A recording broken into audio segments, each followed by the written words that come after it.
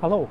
I'm taking the dog for a walk, so I thought I'd come along and get a chance to have a chit chat about some things. I posted a little poll on Twitter yesterday about would you adopt if you weren't allowed to change your children's surnames? And I thought that was a really, what did I think? I thought, that's an interesting question. And I think in some ways it's not about names, it's about belonging. I don't know. And how do you define belonging? Is it because it's not a name? A name doesn't matter a jot. You know, people change their names all the time for a whole host of different reasons. But as we come to adoption as adopted parents, I sort of thought to myself, well, what bit of it matters to me? Because I guess I would say that I came to adoption for altruistic reasons predominantly, but I did want to be a dad. And then how do you become a dad? It is to kind of take a child in those circumstances and then kind of stamp your ownership over them. Is that what it's about? I was really trying to get to the bottom of how I feel, and how I felt then is very different to how I feel now, and I feel very differently about it, and names don't matter. But it was sort of provoked by the article I posted on the Facebook feed about stewardship. And it was just this idea that trying to find long-term placements that we take away the negatives of adoption, which is some of the stuff around identity, around names, which are really significant for people. And when you look at some of the cultures where records are sealed, children don't know what their names were. They don't know the names of their biological parents, and that's really significant for an awful lot of people. And that's not the case in the UK, but there's still lots of question marks around history. And so this idea of stewardship, where you take on children as a guardian role, but not special guardianship where you have parental responsibility. So I suppose it's very much like a guardianship role. And I just thought, actually, are we removing all of the really positive things around adoption, that real tangible sense of belonging, for the sake of some of the aspects of adoption which are really unhelpful or historically unhelpful, around ownership, around erasure of the past? I just thought it's really, really interesting, and it's sort of listening to different voices is really interesting. It's provoked me to think about this more and more, and it's really easy to revise history because I think, well, what would I have done? You know, it's all well and good me 20 years down the line, almost to the day of my children moving in, of my first children moving in. But now I feel very differently. So that's a revision of history, and what are people thinking when they're coming to adoption now? And are they influenced by these debates? Because I don't remember any of this debate being around 20 years ago.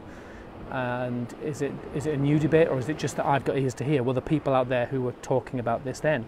And I think that and one of the interesting things about the debate at the moment is that kind of adopters who've always had a voice, there's people kind of coming out against those voices, and I think that's fine, come against our voices and counter those voices and maybe challenge those voices, which is really good. But what is interesting, I think, is that actually adopters are the ones with the power, whether they've got the power to change this system or not, because actually if there was no adopters, there'd be no adoption. And often adoption is altered and tweaked to benefit adopters and children, but that again is always done through this lens of adopters, isn't it? Because once adoption order is made, then everything that happens to those children after that, those adoptees, has to come through. I think the tide's coming up. Has to come through the adopters. So they're the hearts and minds you've got to win. You've got to, if you want issues around contact to be affected, you've got to win the hearts and minds of adopters. You've got to, because practitioners can't influence that. Practitioners can do so much. They can influence that through kind of conversation, but you've got to win adopters. You've got to have them on board. I think Esther's bored. You okay, Esther? Yeah, she's okay. So you've got to win adopters over, but we mustn't pander to them. This debate it feels like it's a really interesting time. I think that I've said it before, the sun has set on adoption policy on a policy level, but I think we're kind of laying seeds and foundations for what the future holds, and I think that debate belongs with adopters. I think that we have the voice that can affect change, so I think we need to step up and make it clear what we want and how we want it. And I think we've got to be wise how we do that and how we affect change. Well, that's it really. And on the podcast this week, we're talking a lot about that, amongst many other things. Trying to get more adoptee voices on. What else is going on? Had an interesting week. Lots of Twitter shenanigans about names, which was, I think, really interesting. I'm at a beach called Camas Beach, and the jetty is really slippery, so I'm not going to fall on my backside. And so this is a beach it's a kind of a dog walking beach. I've been to a few times, and it's beautiful. The